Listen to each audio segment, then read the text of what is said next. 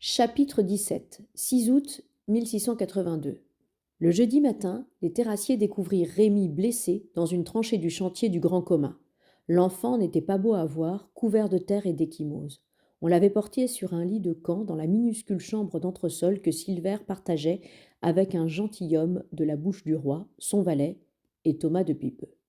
Avec force détails, Rémy raconta à Silver et Pauline comment on l'avait entraîné vers une masure de campagne, battu comme plâtre, puis comment il avait réussi à s'enfuir en cassant une lucarne. Hélas, il s'était effondré bien vite, à bout de force, avant d'avoir atteint le château. Monsieur Guillaume, il m'a dit de vous dire qu'ils allaient voir une duchesse qu'allait à confesse à cause d'une marquise qui voulait point de garçon, chose comme ça, expliqua le gosse en tâtant son œil au beurre noir et sa joue tuméfiée. Et puis, il a dit de faire attention et de prévenir la reine. Silver interrogea Pauline du regard. Je sais où ils sont allés, et je crois savoir pourquoi. Ben, reprit l'enfant, j'espère qu'ils courent vite, parce que les hommes qui sont à leur trousse, c'est Canaille et compagnie, celui en noir qui les commande surtout, une vraie brute. Un homme en noir? Oui, Benvenuti qui s'appelle. Même que la Cécile, elle a failli tourner de l'œil en apprenant qu'il était au coq d'or. Je voulais pas parler, je le jure, fit Rémy d'une voix suppliante. Mais quand ils m'ont battu, pauvre enfant, pensa Pauline, en le rassurant d'un geste. Elle se tourna vers Silver. La fameuse duchesse n'est autre que l'herboriste de Cécile, et madame de Montespan a sans doute peur que la dauphine ait un fils. Cela réduirait les chances de ses propres enfants à la succession au trône. Mais quel rapport y a-t-il avec l'herboriste? Madame Ringot, la duchesse, connaît tous les potins du marché au simple, et surtout ceux concernant les empoisonneurs qui s'approvisionnent. Donc, si c'est un garçon, ils vont l'empoisonner. Et cet homme en noir? C'est une longue histoire. Disons que Cécile a un vieux compte à régler avec lui. Je vous raconterai. Pauline se leva du chevet de Rémy, puis se tourna vers son fiancé. Je cours chez la dauphine, prévenir la reine. L'idéal, en fait, serait de rejoindre madame Ringot et Catherine, la mère de Cécile. Sans doute ont-elles eu de leurs nouvelles. Entendu. Occupez-vous de la reine, fit Silver en s'avançant vers la porte. Et moi, si vous le voulez, je file à Paris chez votre duchesse. Avez-vous parlé à la reine de nos prétendues fiançailles? Oui, j'avais raison, elle a trouvé cela très drôle et nous a soutenus, rien que pour avoir le plaisir de contredire la marquise. Silver ouvrit la porte en riant, puis s'arrêta net, manquant s'étaler sur une madame du Paillol à genoux, l'œil au niveau du trou de la serrure. J'ai perdu mon gant, expliqua la vieille. Avec un petit rire de bête, elle fit mine de chercher par terre. Savez-vous que c'est très vilain d'espionner les gens, madame lui demanda Silver en l'aidant à se relever. Comment répondit celle-ci en mettant la main en cornet derrière son oreille. Madame, pas à nous, je vous prie. Comme si de rien n'était, madame Dupaillol tapota sa robe, arrangea sa coiffe à l'ancienne sur ses cheveux blancs, sifflota quelques notes de menuet, puis croisa enfin leurs regards. Oui, je sais que c'est vilain, avoua-t-elle en pouffant, mais c'est si drôle. Et puis vous, je vous aime bien. Silver et Pauline se regardèrent en souriant. Madame Dupaillol était pardonnée.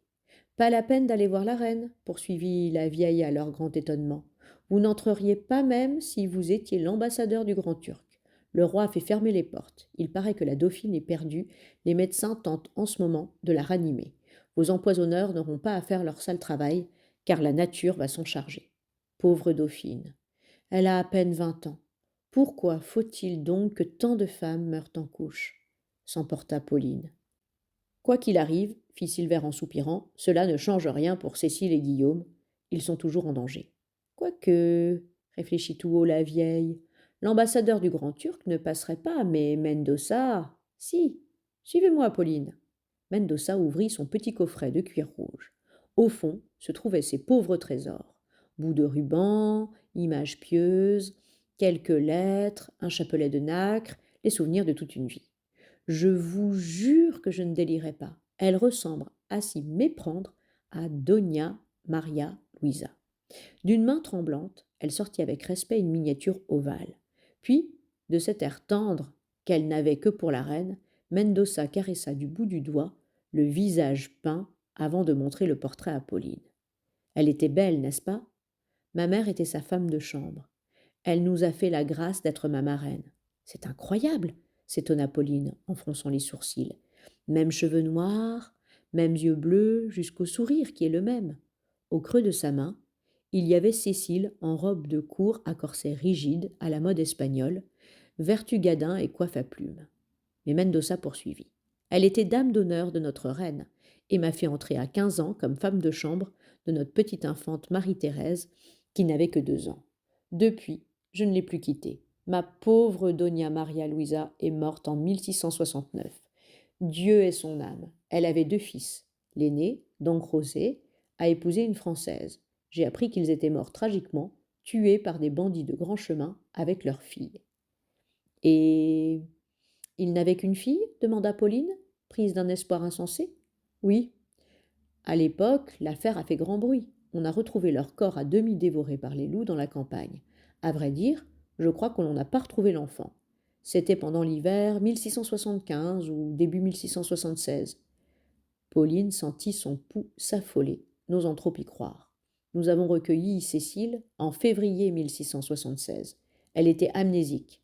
À son tour, Mendoza pâlit, tandis que madame Dupaillol s'éventait avec force, au bord de l'apoplexie. Se peut-il que cette petite demanda prudemment la vieille en regardant la femme de chambre. Cela tiendrait du miracle, répondit Mendoza. Mais ce ne peut être qu'elle. D'ailleurs, elle a la médaille. Je l'ai vue avec. Le feu roi Philippe IV l'avait offerte à Dona Maria Luisa lors de son mariage, ainsi qu'un magnifique collier de perles. Une médaille avec un arbre? Un sapin ou un saule? S'écria Pauline tout excitée. Non, pas un arbre, une fontaine qui jaillit. Elle était comtesse d'Altafuente, haute fontaine, si vous préférez. Cela me fait tout drôle de savoir que Cécile a une vraie famille, fit Pauline d'un air ébahi. Je ne sais rien de sa famille française, poursuivit Mendoza. Je sais par contre que le vieux comte, le mari de Dona Maria Luisa, est mort en 1677. Leur fils cadet, Don Antonio, est décédé peu après dans un duel. C'était un mauvais sujet, une vraie plaie pour sa famille. Ensuite, faute d'héritier, le titre et la fortune familiale sont retournés à la couronne d'Espagne. Cécile, comtesse? Fit Pauline en riant dans ses mains. Elle ne va pas s'en remettre. Maintenant, il va falloir qu'elle trouve une autre rengaine que son vous, les nobles, si on la retrouve, souffla madame Dupaillol d'un air lugubre. La remarque leur fit l'effet d'une douche froide. Pauline soupira, puis reprit son ton suppliant. Aidez-nous, Mendoza.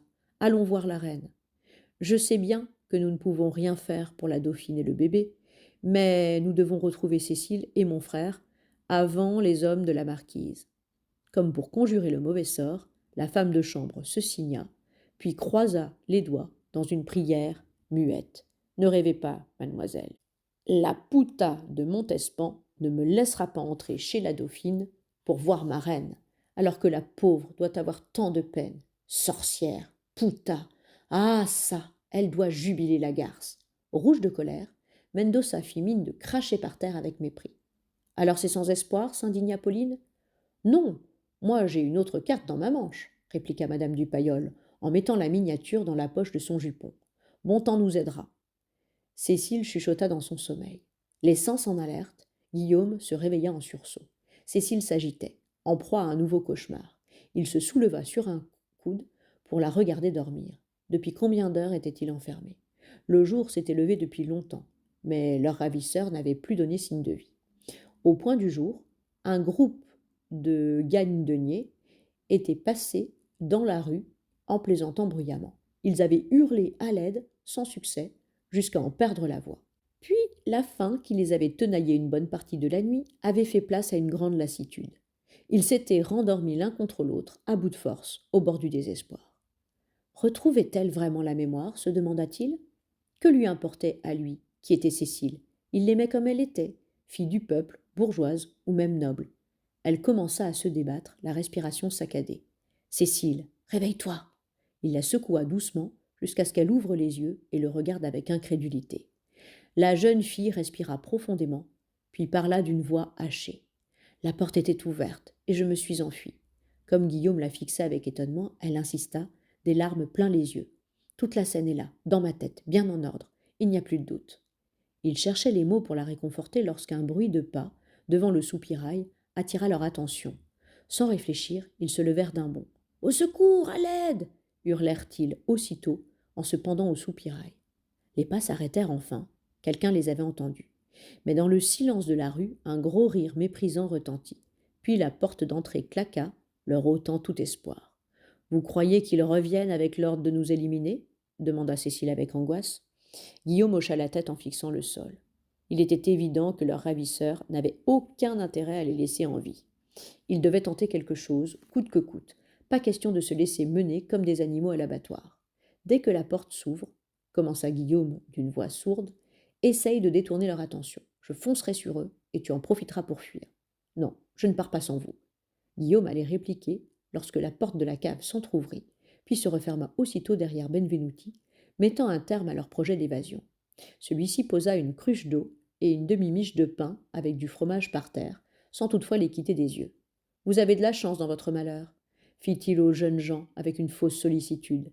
Notre employeur pense qu'il est plus sage d'attendre quelques jours avant de vous liquider, afin que l'on ne fasse pas le rapprochement entre les deux affaires. Ce sera un vrai drame, un jeune garde qui enlève une jolie fille contre son gré. Il se dispute et il la tue par accident, puis, désespéré, il se suicide.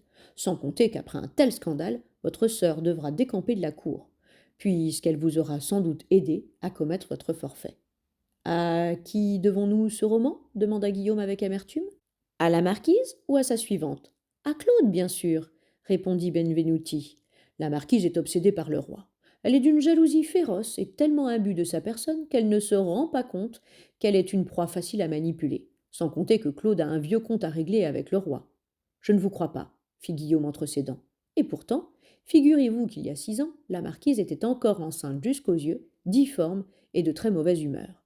Le roi a alors remarqué la suivante de sa maîtresse, fraîche, rose et appétissante. Seulement lorsque Claude a mis au monde sa fille, 9 mois plus tard, le roi a refusé de la reconnaître. Reconnaît-on l'enfant d'une dame de compagnie, presque une domestique, lorsqu'on s'appelle Louis le Grand? Non, on légitime seulement ceux d'une Lavallière ou d'une Montespan. Disons que Claude lui en a gardé une certaine rancœur, d'autant que la marquise ne l'a pas épargné durant cette grossesse humiliante. Mais, depuis, Claude a su se rendre indispensable. La marquise ne fait rien sans elle. Benvenuti s'arrêta un instant pour jouir de l'incrédulité qui se peignait sur leur visage, puis il poursuivit. Nous avions besoin d'une alliée à la cour, et Claude voulait sa vengeance. Nous nous sommes donc entendus. En fait, la marquise servait bien des projets, tant qu'elle était favorite.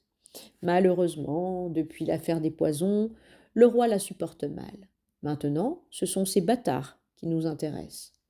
Pour qu'un de ces 3 fils règne, intervint Guillaume, il vous faudrait éliminer le bébé, le dauphin, puis le roi. Cela fait beaucoup de morts. Le jeu en vaut la chandelle. Et puis on peut mourir de tant de choses.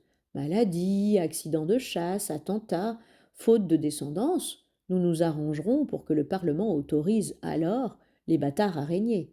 La marquise obtient la régence, et pendant qu'elle dépense sans compter les deniers de l'État en toilette et au jeu, nous nous occupons de gouverner. De gouverner? Rien que cela, s'indigna Cécile. Pas de notre propre chef, mademoiselle. Un pays, ennemi, nous aidera de ses précieux conseils. Vous savez que la politique du roi inquiète bon nombre de ses voisins. La France est devenue trop puissante. Les princes du sang ne vous laisseront pas faire, s'insurgea Guillaume. Benvenuti hurla de rire. Les princes? Le roi les a si bien matés qu'ils sont comme des petits chiens qui font le beau pour avoir un sucre. Qu'avez-vous fait à ma sœur demanda brusquement Guillaume. Rien, monsieur. Heureusement pour elle, elle n'a pas eu votre message. Votre valet est coriace, vous savez, mais nous n'avons rien pu en tirer. Il a persisté à nous raconter des fables stupides de duchesse et d'église. Dieu sait ce qu'il avait pu faire à l'enfant. Cécile ferma les yeux, comme prise de nausée. Le regard moqueur, Benvenuti s'adossa à la porte. Il les contempla, l'air sûr de lui, et poursuivit. Votre sœur se doute peut-être de quelque chose, mais sans preuve. Que pourrait-elle faire? Pour le bébé, nous avons une méthode qui ne laisse pas de traces. En fait, nous avions espéré que la dauphine ne s'en relève pas. Ce matin, on la disait même perdue, mais hélas, elle s'accroche à la vie. Il nous reste donc une chance sur 2 que le bébé soit un mâle. Vous êtes un monstre, fit tout bas Cécile. Non, Je sers bien qui me paie bien, répliqua Benvenuti avec une courbette. Puis, sans leur tourner le dos, il frappa 3 coups secs à la porte qui s'entr'ouvrit comme par magie et disparut. Et il y a 6 ans, demanda Cécile dans le vide, qui donc vous a payé? C'est pas Dieu possible que des chrétiens se conduisent comme ça, s'indigna Catherine Drouet en changeant le pansement de Malibourg. La pauvre allait de surprise en surprise. D'abord, il y avait eu ces 2 nouveaux clients qui n'arrêtaient pas de poser des questions sur Cécile. Depuis, on surveillait sa maison, elle en était sûre. Aujourd'hui, la duchesse lui avait raconté une incroyable histoire de poison, et voilà que ce comédien parlait maintenant de tueur et d'enlèvement. Jusqu'à ce jeune comte, dont Pauline parlait dans ses lettres, qui s'était déplacé depuis la cour pour la voir. Silver, qui faisait nerveusement les 100 pas devant le comédien, s'arrêta brusquement puis demanda: Êtes-vous sûr, monsieur, que vos amis sauront les retrouver? Mais oui, fit Malibourg sur un ton rassurant. Lorsque ces crapules m'ont frappé, j'ai fait semblant d'être à l'agonie. Un de mes meilleurs rôles. Je gémis comme personne. Le coup a été rude, mais j'en ai vu d'autres. Il s'arrêta un instant, un rictus de douleur sur le visage, pendant que Catherine entourait son crâne d'un linge propre. Je les ai suivis de loin, du mieux que j'ai pu, mais je les ai perdus entre le Marais et le port Saint-Paul. Mais n'ayez aucune crainte, mes vieux amis de la cour des miracles nous renseigneront. Si j'étais vous, râla Catherine, je ne me vanterais pas de ce genre de relation. Je n'en ai pas honte, c'est là-bas que j'ai débuté. Avec 3 comparses, nous avions un numéro très au point. Je jouais les sabouleux. Je tombais en syncope et mimais une crise d'épilepsie avec du savon dans la bouche pour baver. Les bourgeois se précipitaient pour m'aider pendant que les 3 autres leur faisaient les poches. Main d'or, un des 3, a fini sur la roue Place de Grève en 1662. Je suis entré chez Molière et les 2 autres, Grand-Pierre et Casse-Bobine, tiennent aujourd'hui un cabaret où se rassemblent les tire-laines, coupe-bourses et autres argotiers. Il fut interrompu par un coup frappé à la porte. Aussitôt, Catherine se précipita pour ouvrir, puis se poussa pour laisser entrer 2 hommes à la mine patibulaire. Ceux-ci regardèrent avec suspicion la femme et le jeune gentilhomme, puis quêtèrent du regard l'approbation du comédien avant de parler. Ils sont bien au port, au bout de la rue Brochefer, dans une maison au milieu des entrepôts de bois de construction. La porte est surmontée d'une coquille Saint-Jacques, commença le premier, une montagne de muscles aux petits yeux de myosotis qui poursuivit en connaisseur. Un endroit de rêve, peu d'habitants le jour et personne la nuit, à part de la mauvaise graine. Son compère approuva en souriant de toute sa bouche édentée. Il enleva son grand chapeau et salua Catherine. On peut être truand et avoir des manières, que diable. Pourtant, la brave Catherine ne put réprimer un haut le cœur en voyant son visage couturé et son nez épaté. C'était, à n'en pas douter, Casse-Bobine, pensa-t-elle avec une grimace, mais en fait, on aurait dû l'appeler Bobine cassée, car il était sûrement tombé sur plus fort que lui. Ce matin, 2 des hommes sont partis à l'aube. Ils sont revenus vers midi, fit ce dernier en zézayant, faute de dents de devant. Celui en noir est ressorti ce soir vers 6 heures. Il est parti à cheval pour le Pont-Neuf. Mes petits, ils vont bien demanda Catherine en se tordant les mains. C'est pas, madame, répondit-il laconiquement. Certainement, mère Drouet, la rassura Malibourg. Sinon, nos hommes ne garderaient pas la maison. Dieu vous entende. Alors, qu'attendons-nous pour aller les délivrer s'impatienta Silver. Mon jeune seigneur, fit Malibourg en riant, ces gens-là sont des mercenaires et pas d'honnêtes truands, comme mes amis, qui volent pour se nourrir. Ils n'ont pas votre sens de l'honneur. Pas question de les provoquer en honnête duel. De plus, aucun soldat du guet n'ira dans ce quartier, même si vous lui promettez la lune. Mes amis, croyez en mon expérience, il nous faudra être plus rusés qu'eux et profiter du fait que, pour l'instant, ils ne sont plus que 2.